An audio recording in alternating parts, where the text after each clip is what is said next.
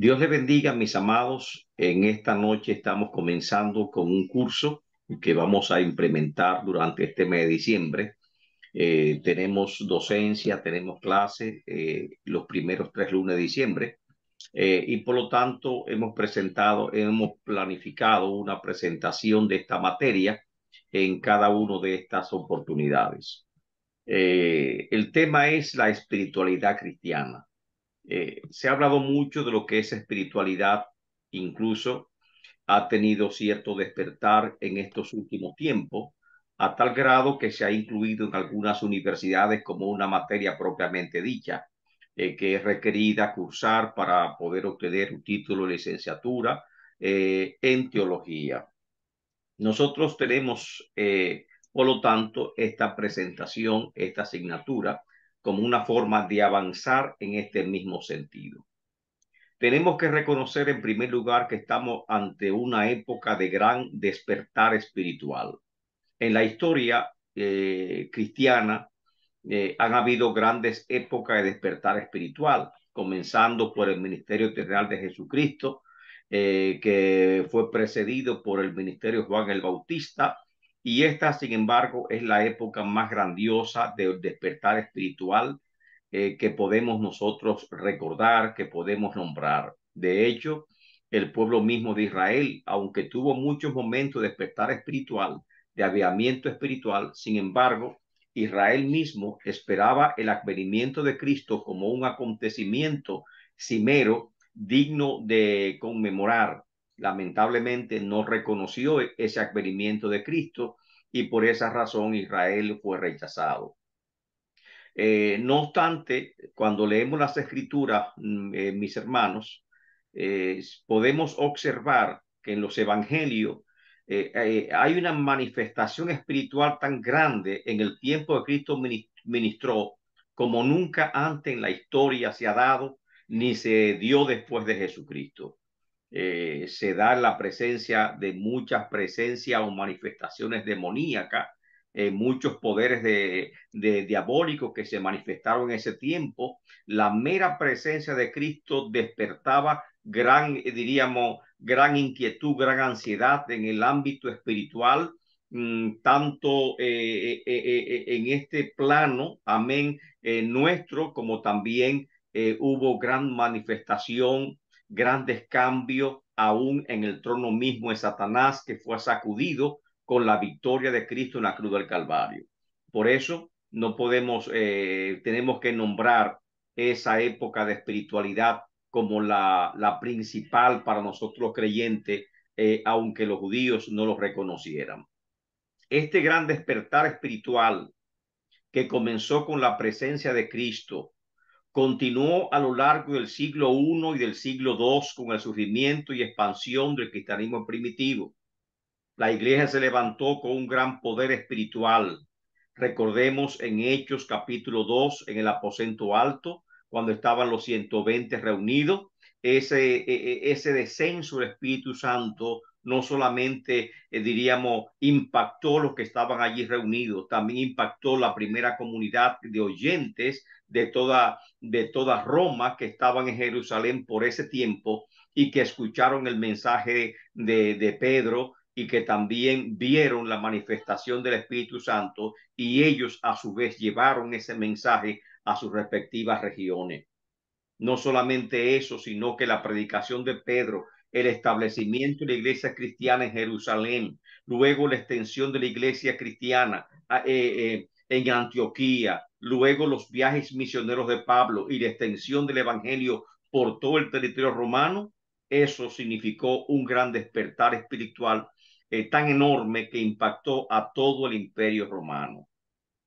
Este despertar espiritual apenas estuvo latente, se mantuvo vivo como una pequeña llama después amén, después que subió al trono en el 312 Constantino, y llegó la época en que la iglesia accedió al trono. Luego entró la Edad Media, una época oscura que prácticamente ese poder espiritual de la iglesia desaparece, pero a través de pequeños movimientos, pequeños grupos y pequeños despertar espiritual se mantuvo esa pequeñita llama encendida hasta que por fin floreció otra vez de nuevo con el surgimiento del movimiento protestante y siguió con el movimiento wesleyano, puritano, etcétera, durante toda la edad moderna.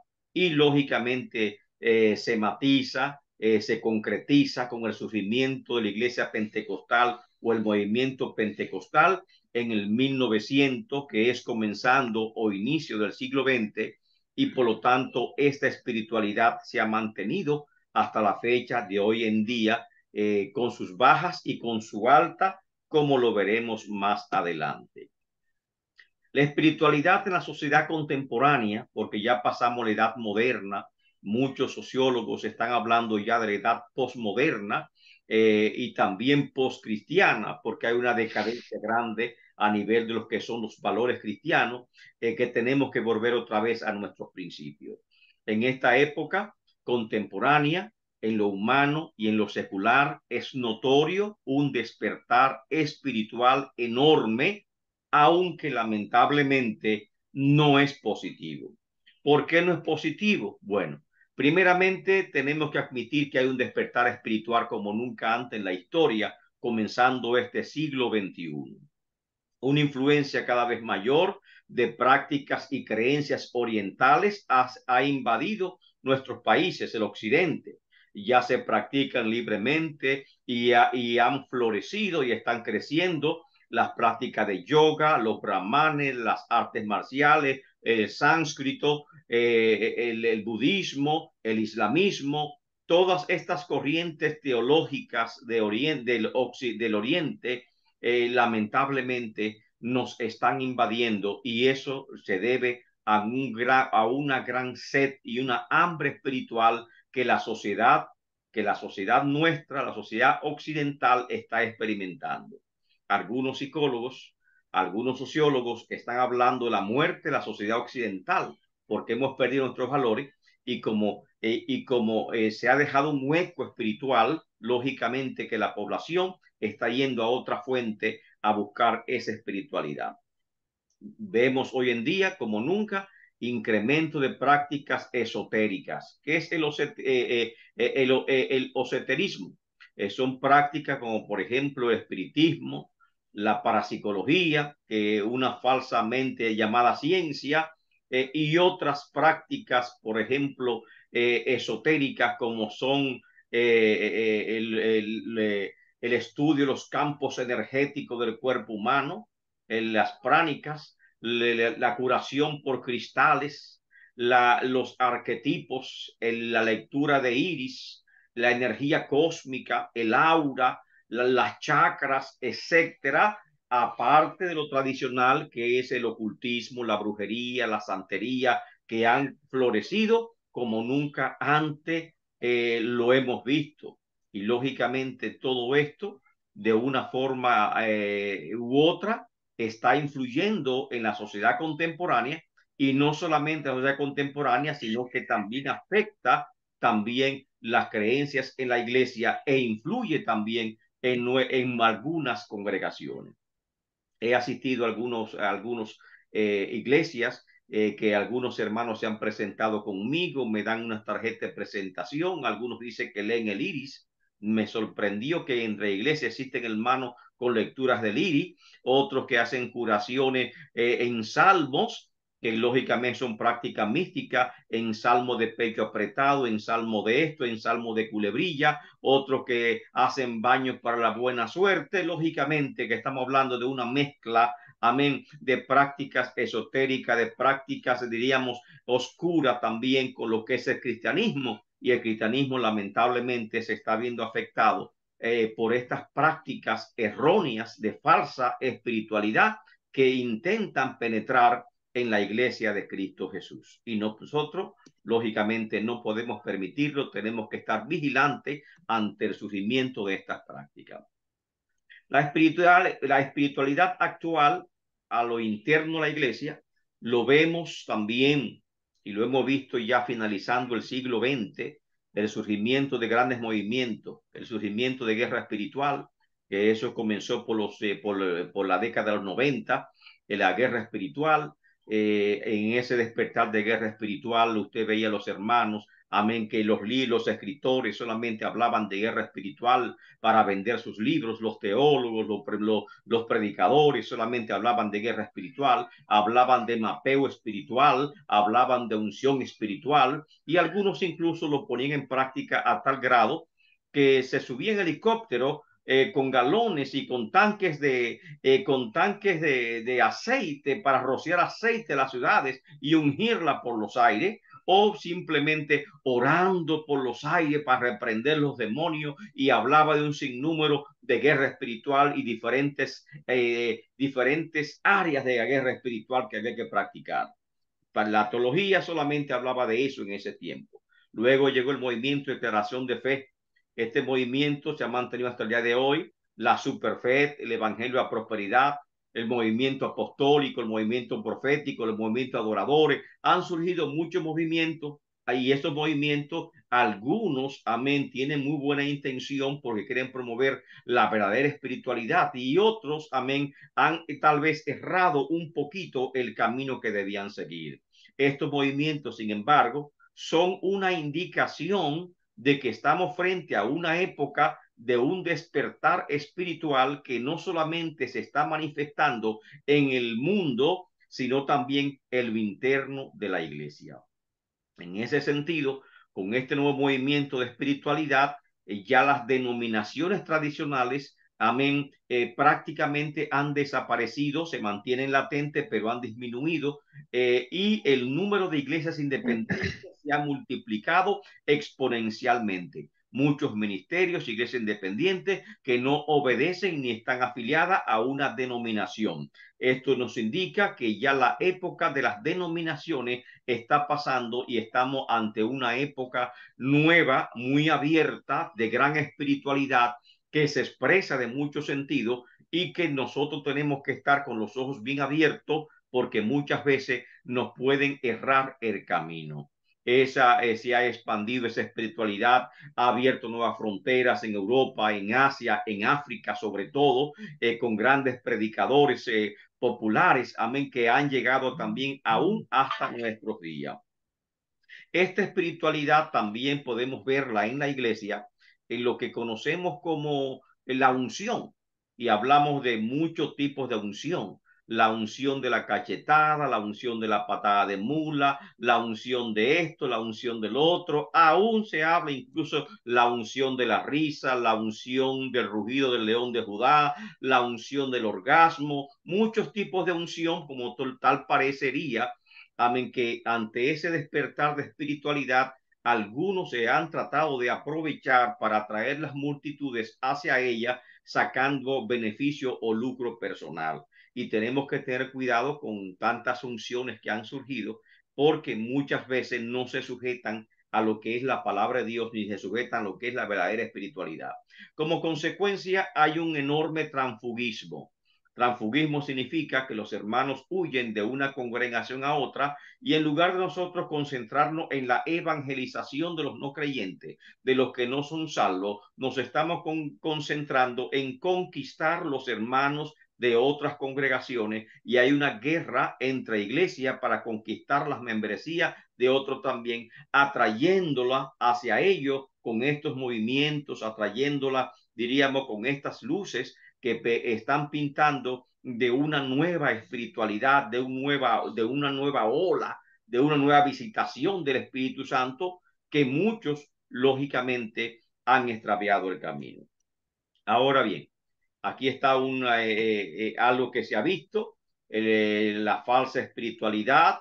No sé cuánto han visto la práctica de yoga. Hay un cristiano que practican el yoga, la meditación trascendental, lo ven como algo normal. Nosotros entendemos que no es normal. Otros practican junto con la religión la santería, que no es normal. Y lógicamente aún pastores han abrazado lo que es la religión islámica, pensando que el islamismo es lo mismo o muy parecido al cristianismo, y eso es completamente falso. Tenemos que volver otra vez a los antiguos caminos de la fe, de la palabra de Dios, a los fundamentos de la palabra de Dios, y comprender cuál es la verdadera espiritualidad que tenemos que buscar cada uno de nosotros. Por lo tanto, ese despertar es en parte es bueno y en parte es sumamente peligroso. Es bueno porque, lógicamente, ante una sociedad que se ha dicho que está quedando huérfana, ante una sociedad que ha dicho una cultura que está muriendo, tal vez por las guerras, por tantas crisis que hemos pasado, la cultura muere, se ha mezclado con muchas otras y eso deja un vacío y eso despierta una gran sed de Dios, una gran sed espiritual que el hombre quiere llenar. Tal vez es el momento nosotros ser un poquito, diríamos, de tener una presencia más real y en lugar de separar una sociedad, tendríamos que ser un poquito más activos predicando la palabra de Dios. Por eso siempre aconsejamos a los hermanos que se congreguen en iglesias donde se proclame el nombre de Cristo Jesús y donde se enseñe la verdadera palabra de Dios, porque es esa otra parte. Nos estamos olvidando de que el centro de toda congregación cristiana debe ser la palabra de Dios.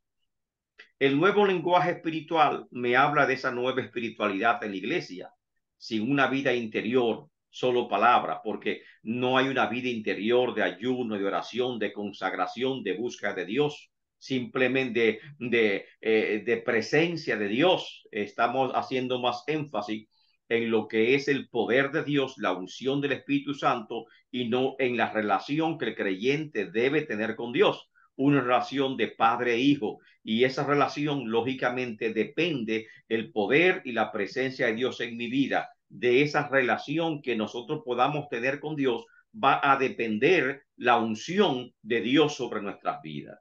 Ahora se nos enseña, en lugar de nosotros estar orando, amén, como antes se hacía, o clamando a Dios, Señor, si es tu voluntad, ahora se nos enseña públicamente que no debemos orar si es tu voluntad, porque ya yo conozco la voluntad de Dios. Y como yo conozco la voluntad de Dios, debo declararlo. Amén. Así que se habla de yo rechazo, yo ato, yo arrebato, yo declaro, yo decreto, y como si tuviésemos un poder enorme sobre nosotros, y esas palabras que yo pronuncio por mi boca se materializan en el mundo espiritual, y al materializan se va a producir lo que yo quiero. Y ese concepto se conoce como metafísica y estamos mezclando la metafísica con la fe. La fe es mi confianza en Dios. La fe es yo saber que Dios obra, que Dios reprende demonios, que Dios sana, que Dios es capaz de hacer milagros, pero no es en mi nombre que lo voy a hacer, sino es que yo voy a pedirle al Señor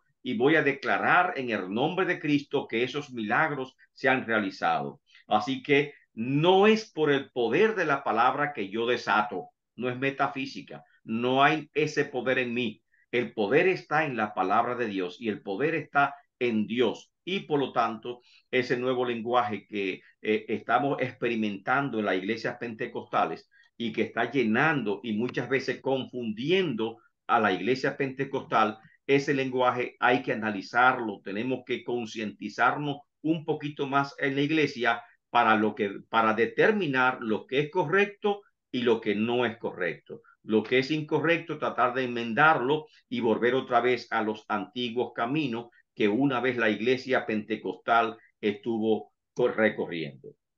Ahora, con respecto a este módulo que es las bases teológicas de la espiritualidad cristiana, primero tenemos que reconocer qué es la formación espiritual.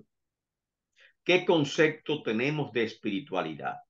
Espiritualidad, en oposición a la materia, se refiere a la interioridad, a la parte espiritual del ser humano. Espiritualidad es la condición y naturaleza de algo que es espiritual. Y así hablamos, por ejemplo, que en el Antiguo Testamento no te dicen a ustedes, sé espiritual como yo soy espiritual, porque la espiritualidad es un atributo natural de Dios. Dios es espiritual. Los ángeles también son criaturas espirituales. Y por lo tanto, los judíos siempre han reconocido que la espiritualidad le corresponde a Dios, les corresponde a los ángeles. Sin embargo, a pesar de que la Biblia declara que el hombre también es un ser espiritual, no es visto tan directamente en esa condición, sino con el surgimiento del cristianismo es que se reconoce la espiritualidad del ser humano y esas escrituras comienzan a cobrar vida otra vez en nosotros. Cuando leemos que el hombre fue un alma viviente, o sea que el hombre es un ser también espiritualidad y que en su naturaleza, en su constitución, el hombre es espiritual. ¿Qué es espiritualidad? Lo relativo o perteneciente al espíritu. Y es precisamente ese tercer concepto que se usa, espiritualidad, para hablar de lo referente al espíritu, no tan solo el espíritu humano, porque la espiritualidad en espíritu humano es sensibilidad, una sensibilidad artística, una sensibilidad emocional, una sensibilidad musical, como hablando de bellas artes. Y de eso hay mucho. Y hay muchas olas, amén, de hombres y mujeres muy sensibles, muy delicados, y se puede hablar de esa sensibilidad humana como esa espiritualidad, que esa es una ola del humanismo que se ha desarrollado en este tiempo. Pero cuando hablamos de espiritualidad nos referimos principalmente a algo que pertenece al Espíritu Santo de Dios, una condición que corresponde al Espíritu Santo de Dios, y ese sentido que se utiliza en el Nuevo Testamento y que es desarrollado ampliamente por el apóstol Pablo. El apóstol Pablo en el libro romano, por ejemplo, nos habla de la mente espiritual y de la mente carnal. Nos habla del creyente espiritual y el creyente carnal, como si puede haber un creyente carnal, pero también habla de estas cosas. Romanos capítulo 8, verso 1, ninguna condenación hay para los que están en Cristo Jesús, los que no andan conforme a la carne, sino conforme al Espíritu. Y por lo tanto, espiritualidad es la guianza del Espíritu Santo o la presencia del Espíritu Santo o morada del Espíritu Santo en nuestra vida que norma nuestra conducta como creyentes en Cristo Jesús. Así que espiritualidad es lo relativo o lo perteneciente al Espíritu Santo. Es el conjunto de principios que configuran la vida espiritual. Espiritualidad, amén, no es lo que yo hago, porque yo puedo parecer espiritual. Espiritualidad es un estilo, una forma de vida relacionada con el Espíritu Santo y con la vida espiritual. También se dice que espiritualidad son las doctrinas relacionadas con la salvación del alma y lógicamente con lo que respecta al Espíritu Santo del Señor, que la salvación del alma es soteriología y neumatología, que son las doctrinas que estudian al Espíritu Santo. Todo lo que se llama espiritualidad está relacionada muchas veces a nivel teológico con prácticas religiosas, que cuando Cristo comenzó a predicar en Jerusalén, cuando habló el Sermón del Monte, Cristo comenzó a aclarar, o comenzó Cristo más bien, más que aclarar, comenzó a puntualizar el valor de esas prácticas religiosas que eran consideradas de gran prestigio para los judíos, como dar diezmo, las oraciones, las limosnas, el ayuno, que eran prácticas muy famosas, con mucho renombre en el judaísmo. Esa práctica Cristo la cuestionó y habló cómo deberían ser esas prácticas religiosas que broten del corazón. Y le digo a su discípulo cómo orar: no sean como los gentiles, no sean como los hipócritas, no sean de esta forma. Cuando des limosna, cuando ayunes, no sea de esta forma. Y comenzó a normalizar algunas prácticas religiosas que se hacían exteriormente, pero que no contenían esa espiritualidad porque se habían perdido. Y muchas veces puede pasar eso. Igualmente, prácticas esotéricas y práctica holística, la gente tiene y comúnmente llama a esas ramas también como si fuesen cosas espirituales o lo involucra en la espiritualidad. Para nosotros, las prácticas religiosas merecen mérito cuando se hacen desde el punto de vista cristiano. Lo esotérico nunca merece mérito, lo holístico nunca merece mérito porque habla de que íntegramente nosotros tenemos que servir al Señor con todo lo que somos. Holístico significa algo íntegro, completo, total, y por lo tanto también involucra la espiritualidad del ser humano. Ahora, cuando hablamos de espiritualidad cristiana, tenemos que entenderla como un proceso de formación espiritual que inicia con el principio de una nueva vida que es implantada en nosotros y capacita al creyente para comprender las escrituras, porque aún la misma Biblia dice que lo espiritual se sujeta a lo espiritual y con una mente carnal no podemos agradar a Dios ni tampoco podemos entender las escrituras. Capacita al creyente para comprender las escrituras y practicar los principios espirituales que comportan la nueva vida en Cristo Jesús. Esto es gracia a la morada del Espíritu Santo. Cristo prometió, no los dejaré huérfanos. Si yo me voy, enviaré al Consolador. El Espíritu Santo habló de un Paracleto que estará con nosotros y en nosotros, que el mundo no conocería, pero que nosotros sí conoceríamos. Y es precisamente la gran diferencia que existe entre los creyentes de esta dispensación, que es la dispensación de la gracia, y los creyentes de la ley o la dispensación anterior. Ellos no tenían esa ayuda del Espíritu Santo que lo condujera a una verdadera experiencia con Dios, una verdadera experiencia espiritual. Gracias al Señor tenemos la morada del Espíritu Santo, la presencia del Espíritu Santo que nos guía y nos capacita a comprender las escrituras y a llevar una vida espiritual. La espiritualidad cristiana es un proceso, es el proceso de guianza del Espíritu Santo que conduce al creyente a la madurez cristiana y le capacita para servir en la obra de Dios. Y ahí tenemos, por ejemplo, lo que dice la Escritura en Hechos capítulo 1, versículo 8. Y recibiréis poder.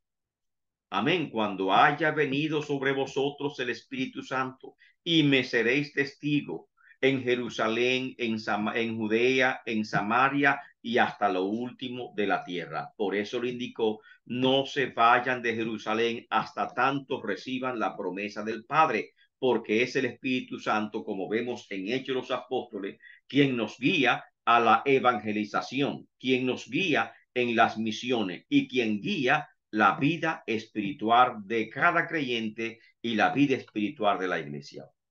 La espiritualidad, por lo tanto, también es la presencia continua del Espíritu Santo en la vida del creyente. Y, por ejemplo, tenemos cuando fueron a elegir a los primeros diáconos de la iglesia en Hechos capítulo 6, que buscaron cuáles eran los requisitos de estas personas y dijeran varones llenos de sabiduría y llenos del Espíritu Santo de Dios, y por lo tanto me hablaba de una llenura del Espíritu Santo, y eso es espiritualidad: buscar, procurar la llenura del Espíritu Santo, tener la llenura del Espíritu Santo. Y por tanto, espiritualidad es un concepto que se desarrolla, amén, propiamente en el cristianismo, y es un concepto que está contenido en el Nuevo Testamento, bastante desarrollado principalmente en los escritos del apóstol Pablo, y esa espiritualidad. Ahora, ¿cuáles son las bases teológicas de esa espiritualidad? Hay que irnos, lógicamente, para comprender al ser humano, el hombre como un ser espiritual. Hablamos que los judíos entendían como espiritualidad un rasgo natural de Dios, un atributo natural de Dios. Como el ser humano es cuerpo, es carne, asimismo Dios es espíritu.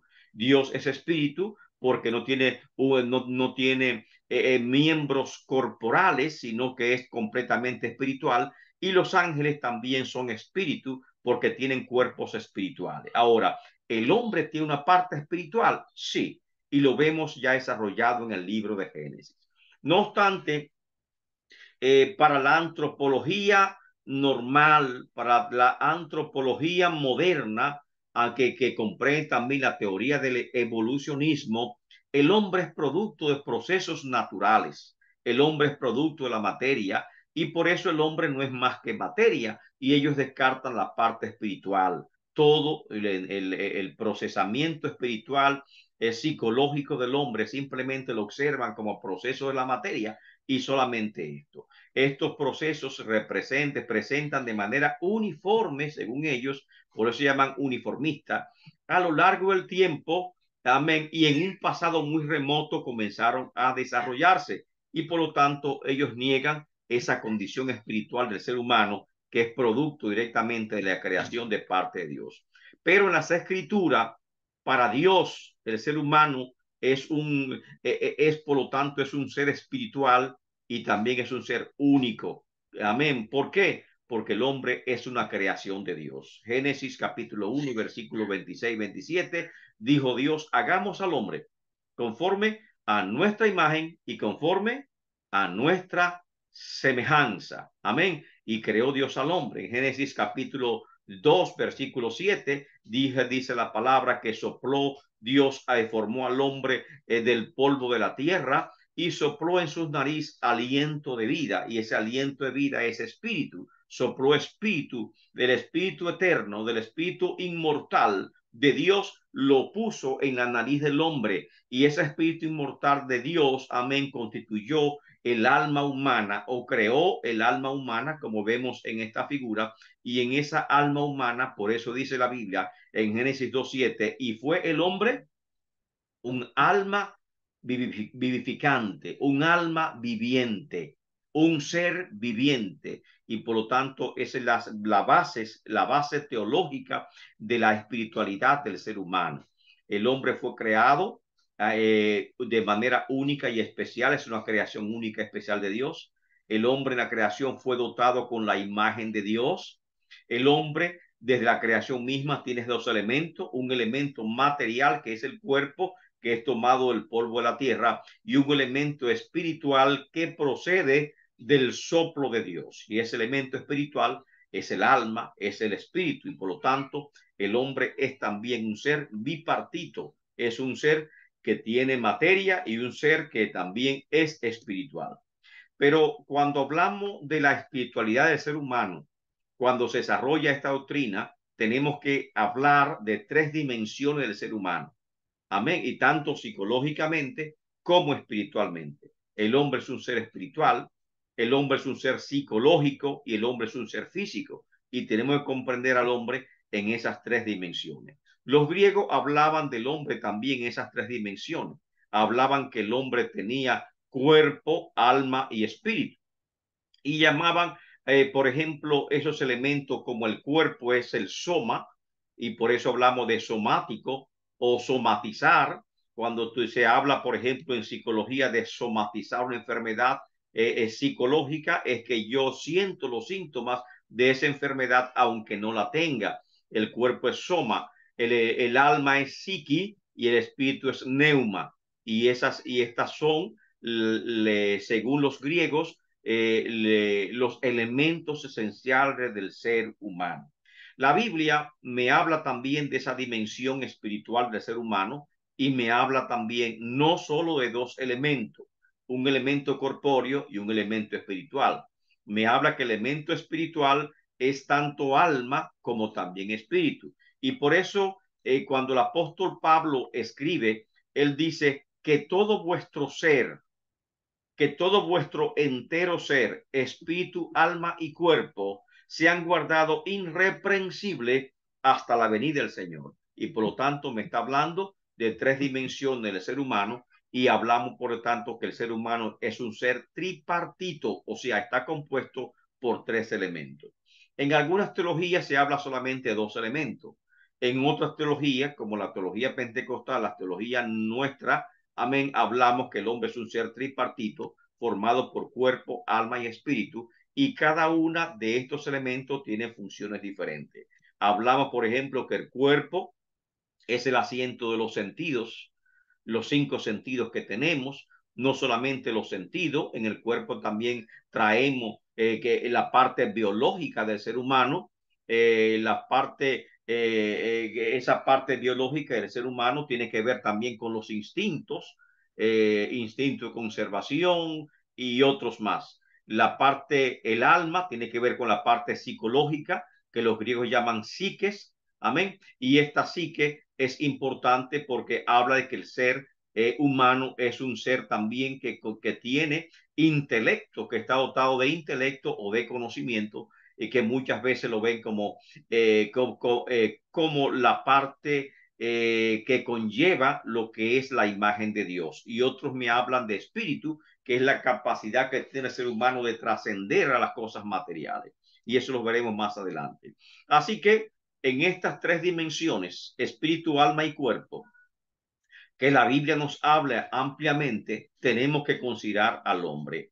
El espíritu es una lámpara, como dice Proverbio 27, es el hombre interior, Romanos 7:22, y es una vida en el espíritu, como dice Juan 6:63. El alma, que muchas veces se usa como sinónimo corazón, como encontramos en Proverbio 4:23, el alma, como los griegos llaman psique, que es mente, Jeremías 31:33, y muchas veces el alma también se habla a nivel de conciencia, que es el Salmo 16, verso 7. Y el cuerpo es como una casa, como la casa habitada, que se habla en 2 Corintios 5, un tabernáculo, una morada, y también como un edificio es comparado nuestro cuerpo. Por eso la Biblia nos habla que si este cuerpo, si esta morada se va deshaciendo, en el cielo tenemos una morada que es eterna, y está hablando del cuerpo glorificado que tendrá cada creyente al momento de la glorificación.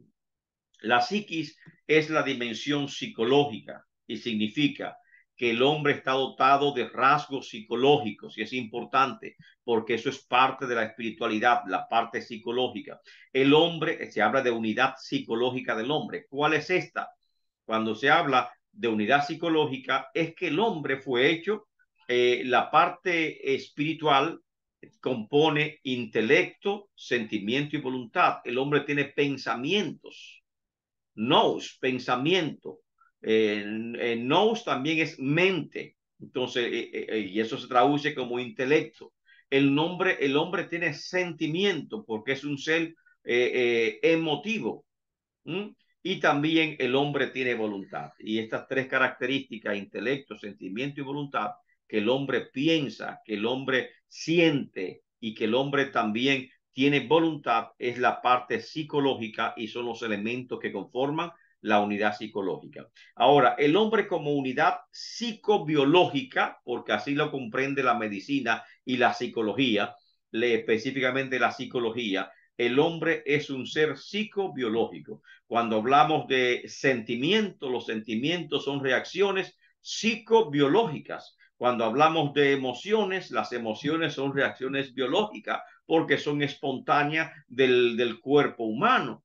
Son reacciones espontáneas. Las emociones, por ejemplo, el asco, el desagrado, son emociones espontáneas que tienen raíces en la parte biológica. Pero cuando hablamos del amor, ya el amor es psicobiológica porque tiene que ver con un afecto que entra en la mente, en el corazón del ser humano y que crea profundas raíces. Así que estas partes es importante reconocerlas cuando hablamos de espiritualidad.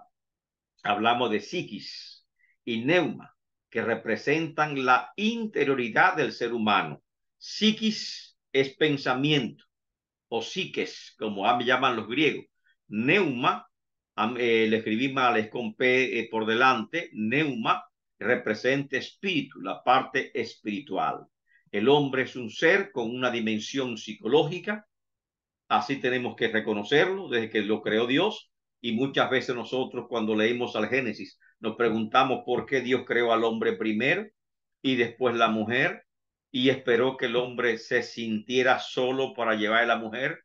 Y entonces uno dice, bueno, parece que Dios entendía que su creación es psicológica porque lo creó de esa forma y condicionó al hombre para que apreciara el gran don que le estaba dando de una compañera y no la rechazara, como dicen los psicólogos actualmente, que no tenga hijos demasiado seguidos, sino que espere por lo menos 1 año o 2 años para que el hermanito mayor se vaya acostumbrando mentalmente y reconozca y ame y aprecie a su nuevo hermanito y no lo vea como un intruso que viene a robar el amor de sus padres y como algo que tiene que combatirlo y comience a morderlo, a pellizcarlo, a portarse mal con su hermanito. Porque el hombre es un ser psicológico. Y por ser psicológico, el hombre es un ser un poquito complicado porque la psicología muchas veces nos complica la vida. A veces nos sentimos de una forma, expresamos otra y a veces no concuerda nuestra conducta con nuestra psicología. Difícil de entenderla. Así que el hombre es un ser con una dimensión psicológica y con una dimensión espiritual. Estas provocan la interioridad, provocan o producen intimidad y representan nuestro mundo interior, el mundo de las ideas, el mundo de los sentimientos, el mundo del alma, el mundo que no se puede ver.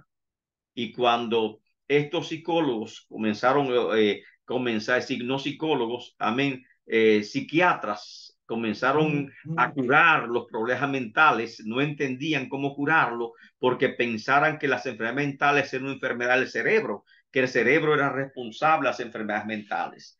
Hasta, lógicamente, que se levantó este famoso psicólogo, Freud, y que Freud comenzó a entender que eran problemas del espíritu y con esta nueva teoría o hipótesis de la psicoterapia comenzó entonces a conversar con los pacientes y comenzó a utilizar otro tipo de tratamientos terapéuticos que no tenían que ver con medicamentos y que realmente comenzaron a funcionar en pacientes con problemas mentales. Eso abrió una gran puerta, como dice también, amén, otro gran científico, que cada puerta que la ciencia abre es un descubrimiento que Dios está permitiendo. La interioridad está formada. ¿Cómo se forma nuestra interioridad? Bueno, tienen que ver nuestros sentidos, lógicamente. Comienza con los sentidos, imágenes, las cosas que vemos, sonidos, el olfato, las cosas que olemos, van formando ideas, formando imágenes en nuestra mente, en nuestro cerebro se van formando pensamientos, se van formando, generando sentimientos, se desatan actitudes y también se desatan también lo que podemos llamar virtudes. Así que esas interioridades del ser humano son bastante complejas y tenemos que entenderla porque de esa es nuestra naturaleza.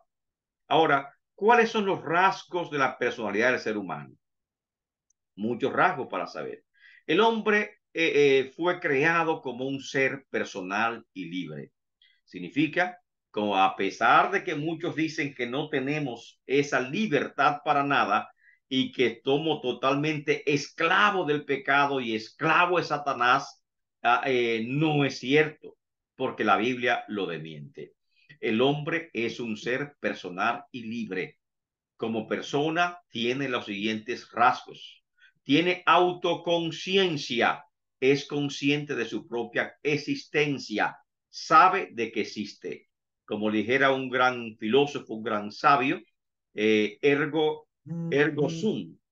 Ergo sum es pienso, luego existo. Y eso es la autoconciencia. Aparte de la autoconciencia, que es una cualidad única en el ser humano, porque los animales no tienen autoconciencia, no saben de su existencia, no tienen, no tienen tampoco autodeterminación. Significa que yo puedo dirigir mi propia vida. No me conduzco por instinto. Los animales tienen un alma instintiva, se conducen por instinto, el instinto de conservación, el instinto de hambre, sienten, padecen con el medio ambiente, frío, calor, hambre y todas esas cosas pueden sufrir los animales y también se quejan, lloran porque son almas sensitivas, pero el hombre es un alma es un alma que tiene la imagen de Dios y es un alma con una determinación y una autoconciencia que Dios se la ha dado de esa forma. La autodeterminación es que yo puedo controlar mis acciones, yo puedo dirigir mis acciones, no me conduzco por instinto, tengo libertad de decidir, tengo libertad de acción y por eso se dice que soy un ser personal y libre. Solamente cuando yo estoy preso me quita la libertad y lógicamente limitan mi autodeterminación.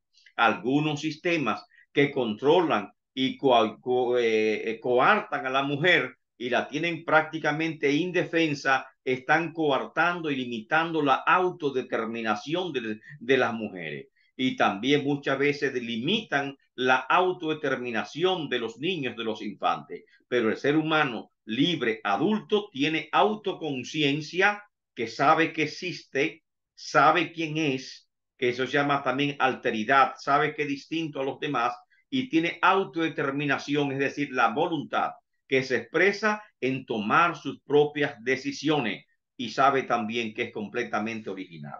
Su libre albedrío radica en su capacidad de juzgar.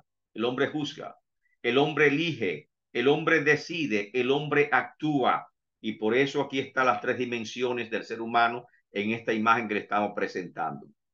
Una dimensión espiritual que nos comunica con Dios, una dimensión física que nos permite comunicarnos a través de los sentidos con el medio ambiente que nos rodea y una dimensión psicológica que nos permite la comunicación con otros seres humanos semejantes a nosotros. Así que el hombre es un ser personal y libre, a pesar de que algunos teólogos estén limitando la autodeterminación o la libertad del ser humano. El hombre, por eso dice la Biblia, cuando leemos, por ejemplo, Juan 3:6, de tal manera Dios amó al mundo que ha dado a quién, a su Hijo unigénito. ¿Para qué?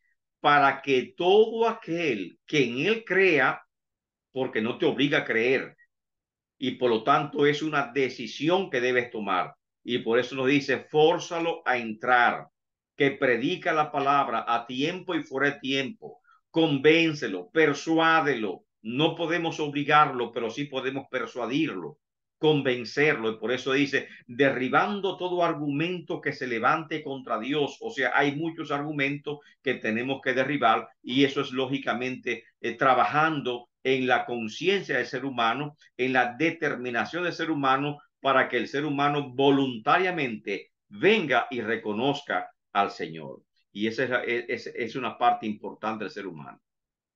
Cuando hablamos de ontología, hablamos de la doctrina sobre el ser, de la esencia del ser humano. Y por eso decimos ontológicamente. Es lo mismo que decir antropológicamente, porque antropos es ser humano, hombre. Y en la Biblia latín, cuando dice antropos, hablamos del hombre.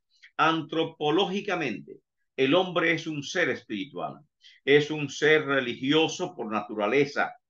Lo dijo Anselmo, lo dijo Tomás de Aquino, Agustín de Hipona, tiene instinto.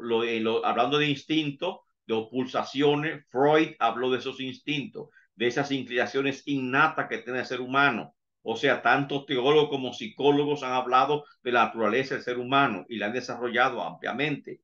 Y a lo largo de su historia, en toda su cultura, el hombre siempre ha estado inclinado a adorar a un ser superior. Sociedades primitivas, ustedes notan que el hombre adora las estrellas, adora el sol, adora imágenes, pero lógicamente en esta evolución, cuando aparece la revelación de parte de Dios y Dios irrumpe en la historia y se revela a sí mismo, entonces el hombre está reconociendo al Dios verdadero y el hombre se inclina a esa adoración. El hombre fue creado con un alma racional, con grandes capacidades, que lleva impregnada en la imagen de Dios. El hombre se eleva por encima de todo lo creado, está por encima de la creación. Fue creado en condición de hijo de Dios con el propósito de tener una relación con Dios. Y eso es lo importante. Y con un espíritu que le hace consciente de Dios, amén, y que le permite comunicarse con Dios. Y ahí lo vemos en el libro de Génesis, que Dios descendía en el huerto y hablaba con el hombre cara a cara. Y por eso llamó una vez a Adán cuando se escondió, ¿dónde estás, Adán? Porque Dios se paseaba al aire del día en el huerto del Edén, porque para ese propósito Dios nos creó para que tuviésemos comunión con Él en la parte espiritual.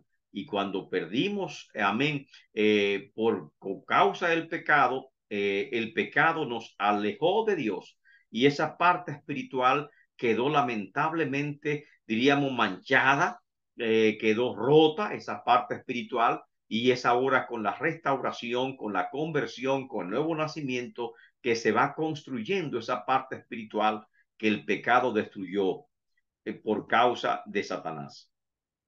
¿Por qué todos no alcanzan la espiritualidad? Ya que todos hemos creído en Dios, todos hemos sido bautizados en Cristo Jesús. Y sin embargo, como dice el autor de Hebreo capítulo 5, versículo 11 en adelante, amén, que pueden anotarlo para que lo busquen en su Biblia, Hebreos capítulo 5, verso 11 en adelante, tengo muchas cosas que contarle, que enseñarle, pero difícil de explicarle, porque habiendo pasado ya mucho tiempo y debiendo ser ya maestro, tenéis necesidad de leche espiritual y no son capaces de soportar alimento sólido, porque el niño que es inexperto en la palabra solamente se alimenta de leche espiritual, pero aquel que es experto en la palabra toma alimento sólido. ¿Y por qué razón? Amén. Muchos no alcanzan la espiritualidad. ¿Por qué razón tenemos que estar hablando aún hoy en día de creyentes carnales, de creyentes? ¿Por qué razón el apóstol Pedro también habla de aquellos que tienen los corazones, diríamos, que divagan en dos pensamientos, que son inconstantes en dos pensamientos, que no están firmes? Y esto nos habla de que muchas veces no estamos alcanzando una madurez espiritual. Nos hemos bautizado, algunos se han doctrinado, otros no, pero a pesar de que te doctrine, no garantiza que va a alcanzar la espiritualidad.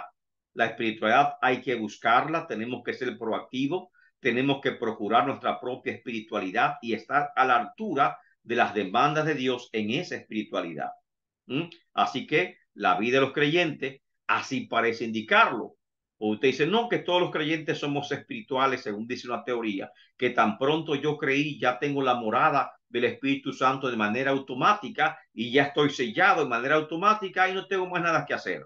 No tengo que estar buscando prácticas espirituales, no tengo que estar cultivando la vida espiritual porque ya yo soy espiritual, posicionalmente, como muchos dicen, delante de Dios, y por lo tanto ya no hay más que hacer. Sin embargo, la práctica desmiente esa teología. ¿Por qué? Hay una gran dicotomía. Muchas personas cristianas, que se llaman cristianas, llevan doble vida. Yo estoy seguro que ustedes han visto mucha gente que tiene un mal testimonio, que una es su vida es la iglesia muy santa y otra es su vida fuera de la iglesia. Una doble vida de mucha sensualidad, de muchos, tal vez de otro tipo de pecados, no solamente lo sensual. Amén. Hay otro tipo de pecado con respecto a la deshonestidad con el dinero, deshonestidad con su vida personal. Todas estas cosas me hablan de una dicotomía, doble vida, doble moralidad. Y eso me está diciendo que hay personas que no han alcanzado esa espiritualidad que la Biblia demanda de nosotros. Incluso vemos a muchos líderes famosos que han fracasado, no solamente personas desconocidas, a un televangelista, amén, y personas de renombre, lamentablemente han caído. Y nos preguntamos, ¿cómo caen? Y hoy en día también tenemos muchos pastores, casos de pastores que lo han sacado el pastorado, que han caído, que se han cambiado de religión, que se han cambiado de iglesia, que se han declarado independientes por escándalo. Y esos escándalos son famosos en los medios sociales. Y eso lógicamente me está hablando de que no alcanzaron la espiritualidad.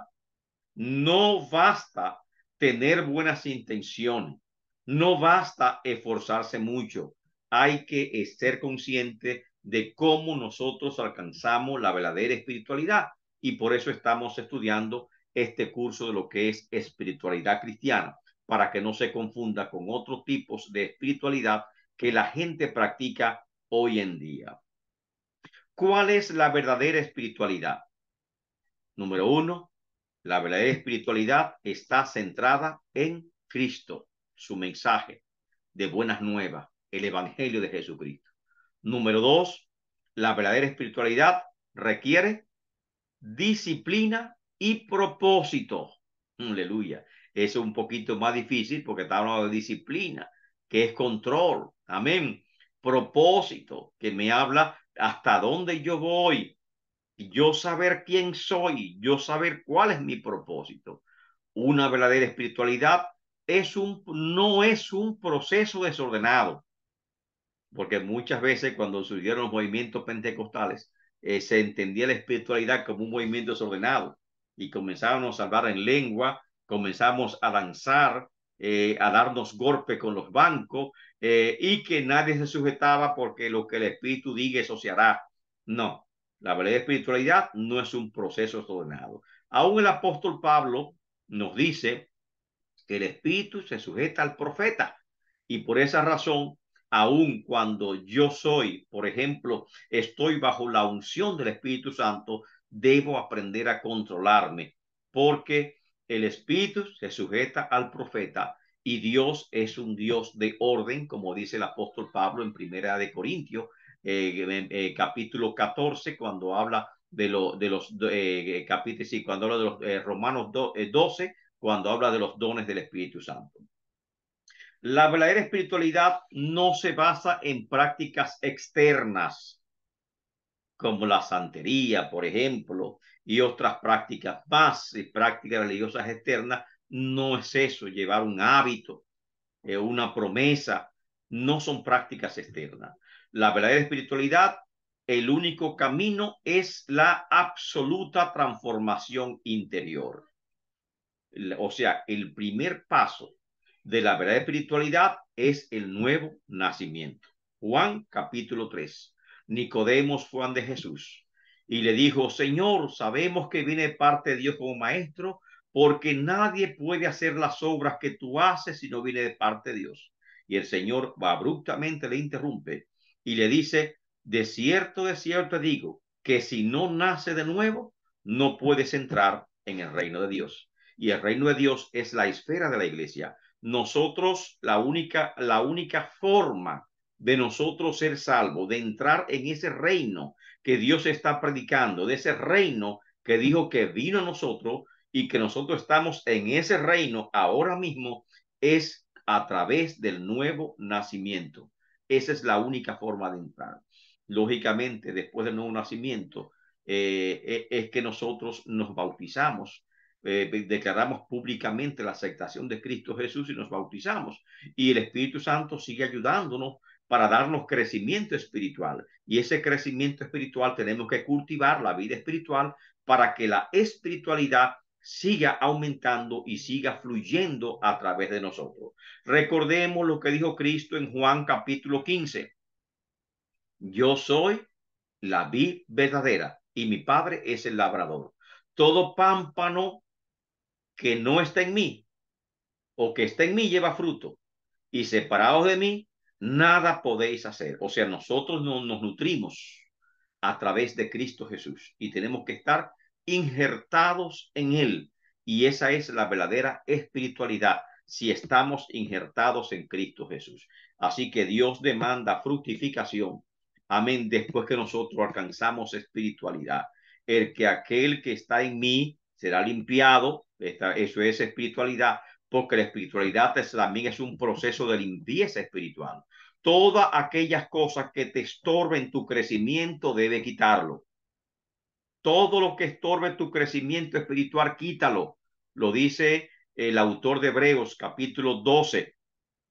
Por tanto, dice el autor de Hebreos capítulo 12, pongamos más diligencia, quitemos todo peso del pecado que nos asedia y corramos con paciencia la carrera que tenemos por delante. Todo peso del pecado que tenemos encima, quitémoslo. Y sigue hablando en el versículo 2, puesto los ojos en Jesús, el autor y consumador de la fe, que consideremos aquel que sufrió tan grandes detracciones, amén, hasta la cruz, por causa de nosotros.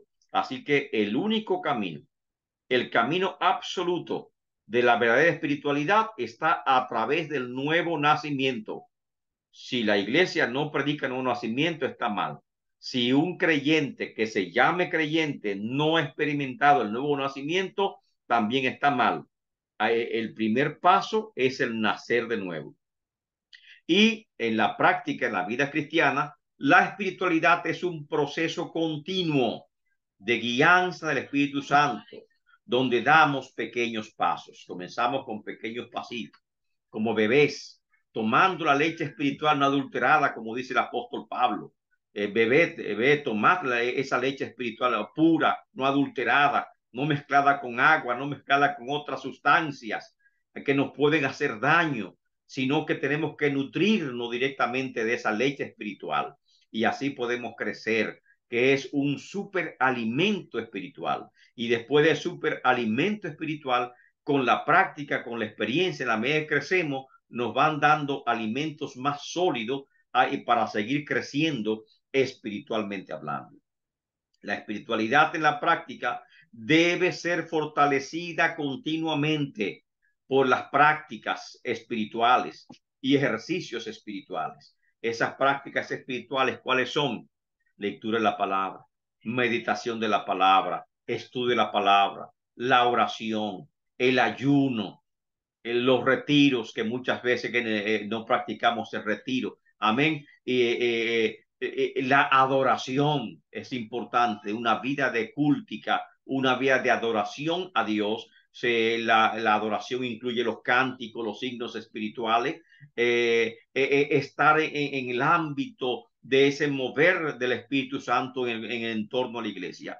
Eso contribuye grandemente a lo que es la espiritualidad. En mi casa, sentado frente a un televisor sin hacer nada, aunque tenga una Biblia en la mano, no se desarrolla tanto la espiritualidad como cuando estamos en la iglesia compartiendo con los hermanos, recibiendo de esa fuente preciosa que es Cristo Jesús. Ahora, la espiritualidad comienza en mi corazón, el corazón transformado. Y ahí debemos buscar la espiritualidad. Nuestra vida procede del corazón, dice la palabra del Señor. A través del corazón vemos nuestro mundo e interpretamos nuestras realidades. Y les recordemos que ahorita dijimos corazón es sinónimo de alma. Y para los griegos es psiques, que es mente.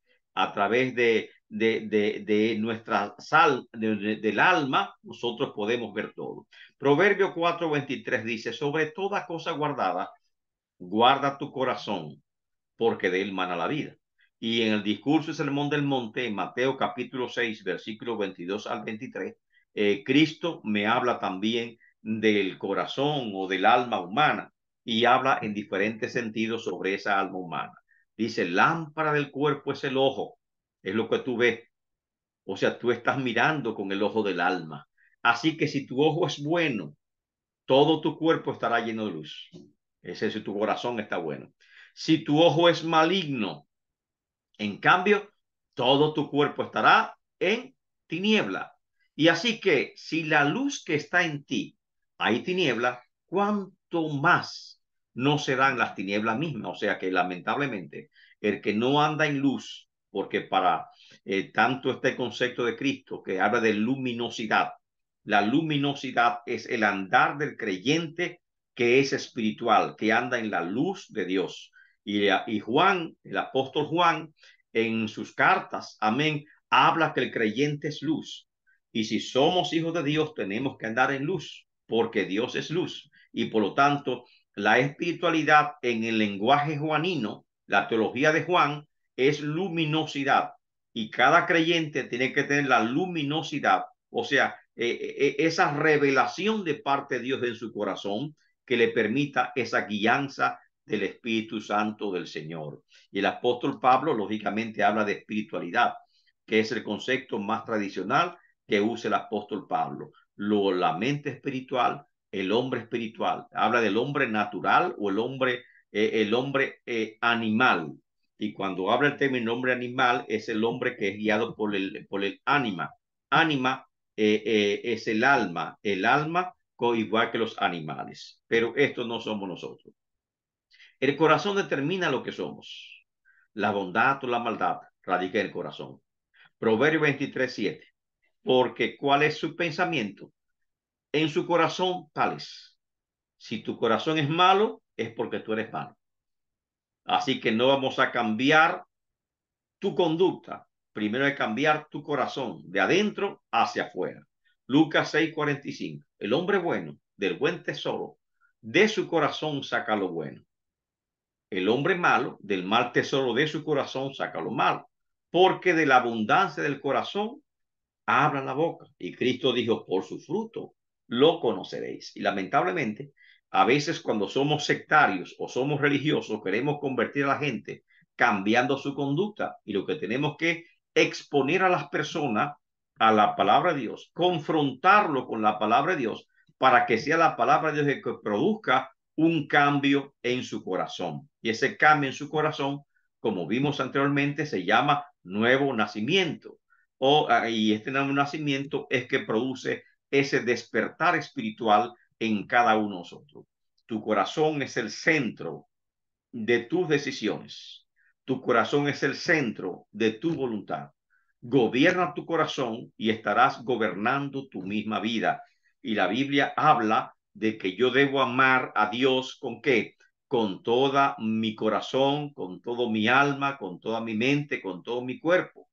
Amén. O sea, debo entregarle al Señor todo lo que soy porque tengo que amar a Dios con todo lo que yo soy. Y eso es lo que nos dice la palabra del Señor. ¿Cómo dirigir la voluntad por el camino correcto? Lógicamente, visión, una visión espiritual. Reconocer que hay necesidad de cambio, transformación. Intención, y esa intención me habla de que debo establecer como propósito, tener propósitos claros que me hagan cambiar mi vida, analizar mi vida, en qué estoy fallando, analizar mi vida espiritual, si he crecido o no he crecido en este año. Necesito mayor desarrollo espiritual en mi vida. Necesito alcanzar mayores niveles espirituales que me permitan más conocimiento de su palabra, que me permitan más servicio a Dios en el templo y que me permitan tal vez desarrollar ministerio. Que me permitan también presencia de Dios, que me permitan nuevos niveles de revelación de parte de Dios a mi vida que me hacen falta, nuevos niveles de control, de autoridad sobre mi vida, tales me hacen falta. Tengo que ver cuál es mi intención y reconocer los medios que tengo. Tengo la palabra de Dios. Pero también tengo el Espíritu Santo de Dios que estará conmigo. Tengo a Cristo que intercede por mí. Amén. Y por lo tanto hay muchos recursos que tenemos para alcanzar ese correcto camino de espiritualidad como lo narra las escrituras. Aparte de eso, tenemos también la congregación, nuestros hermanos, los pastores, amén, que nos van a ayudar por ese camino que tenemos que recorrer de espiritualidad. ¿Por qué funcionó el modelo de espiritualidad de Jesús? Porque a veces hay que saber, sin darnos cuenta, tenemos falsos modelos de espiritualidad establecidos en la iglesia, sin darnos cuenta. Y cada denominación tiene sus propios modelos de espiritualidad y tenemos que reconocerlo. Aunque no lo queramos admitir o no, siempre hay patrones, modelos de espiritualidad en cada denominación. Cristo estableció un modelo de espiritualidad con sus discípulos. Llamó a 12 discípulos, los cuales denominó apóstoles. Estos convivieron con él, evangelizaron con él, lo vieron orando, lo vieron trabajando, lo vieron ejerciendo el ministerio y estuvieron asistiéndole durante 3 años en todo lo que él hacía. Así como funcionó el modelo de espiritualidad de Jesús, o sea, el discipulado, cómo yo transformo hombres comunes sin ninguna espiritualidad a hombres espirituales que ostentan el grado de apóstoles de Jesucristo. Cómo yo transformo a personas normales que llamo de la calle, que no tienen salvación, en creyentes maduros en Cristo Jesús, en discípulos de Cristo Jesús. Y eso es el camino de la espiritualidad. ¿Qué modelo tenemos? En la iglesia. Hay iglesias que no son conscientes y creen que no tienen ningún modelo o que prácticamente tienen el método de la improvisación. Cada quien se forma o algunos que vienen formados de otras iglesias. Pero lamentablemente el discipulado es para formar personas espirituales. Jesús eligió a personas comunes, pescadores en su mayoría. Les habló en un lenguaje sencillo. Declaró también que no era un asunto de establecer cargas, no esto, no lo otro, no aquello, muchas provisiones, muchas normas y muchos ataques, sino de establecer un estilo de vida, porque no somos salvos por obra, sino por gracia. Y por más perfecto que uno crea ser, nunca lo somos y nunca nos merecemos la salvación. Así por gracia soy salvo, como dijo el apóstol Pablo y como también Pedro lo establece. Si somos salvos por gracia, no construyamos una religión por obra. Si no haces esto, no eres salvo. No, tú debes ser salvo y haces las obras porque ya tú eres salvo. Ahora, eso se llama un estilo de vida, una religión personal, como la predicaron también los reformadores de la Reforma Protestante, una religión personal. Los discípulos fueron confrontados desde su interior, provocando un cambio. Cristo no le impuso normas, no te peine, no te maquille, no te haga trenza, no esto, no lo otro, no le puso norma. Cristo los confrontó desde adentro, desde su interior, provocando un cambio en su vida. Su propósito siempre fue de restaurar, hacerlo crecer espiritualmente. Promovió la regeneración. Regeneración es cambio. Regeneración de la mente, regeneración del corazón, regeneración del espíritu, que es lo que tenemos que hacer nosotros, tener un verdadero programa, un verdadero modelo de espiritualidad en cada congregación para así contribuir con la espiritualidad cristiana. Y esto, lógicamente, tiene mucha comprensión cuando hablamos de lo que es el reino de Dios. Cristo vino a establecer el reino de Dios y es en la esfera del reino de Dios que nosotros encontramos esa espiritualidad. El reino de Dios trajo respuestas a la más profunda necesidad del ser humano. El reino de Dios reconoce que el hombre es un ser espiritual que necesita redención. ¿Qué es el reino de Dios? El mensaje de buenas nuevas. La iglesia, el cuerpo de Cristo, es el reino de Dios. El reino de Dios no es una religión, es un estilo de vida nuevo, diferente, espiritual, vivo, real. No es externalismo, no es hipocresía, no son palabras vacías, sino interiorización. El reino de Dios solo es posible entrar en el reino por medio de un cambio que hablamos del nuevo nacimiento. La reforma trajo consigo la práctica de una religión personal, como lo hemos dicho. Y los 5 principios que adoptaron los reformadores fue sola escritura, solamente la palabra de Dios, no palabra de hombre. Solo fe, porque por fe somos salvos. Solo gracia, es por gracia que también somos salvos, no por obra. Solo Cristo, y nosotros únicamente tenemos que adorar a Cristo, no a ningún líder religioso, y solo a Dios la gloria. Amén. Y estos 5 principios trajo consigo una gran revolución espiritual, una gran transformación espiritual en la iglesia que ha durado hasta el día de hoy. No todos entran en el reino de Dios. El nuevo nacimiento es el primer paso para entrar al reino de Dios y el primer paso para nosotros entrar en lo que es la vida espiritual. Juan 3:3 respondió Jesús y dijo: de cierto te digo, que el que no naciera de nuevo no puede ver el reino de Dios. Juan 14:5-6, Cristo es el único camino que nos conduce a ese reino. ¿Qué le dijo? Le dijo Tomás: Señor, sabemos a dónde vas.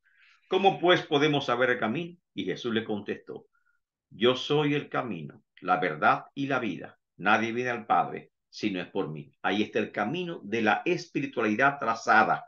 No es por ningún santo, no es por ningún profeta, no es por ningún ángel, no es por ninguna cosa que yo voy a hacer. No, no, no, no. No voy a hacerme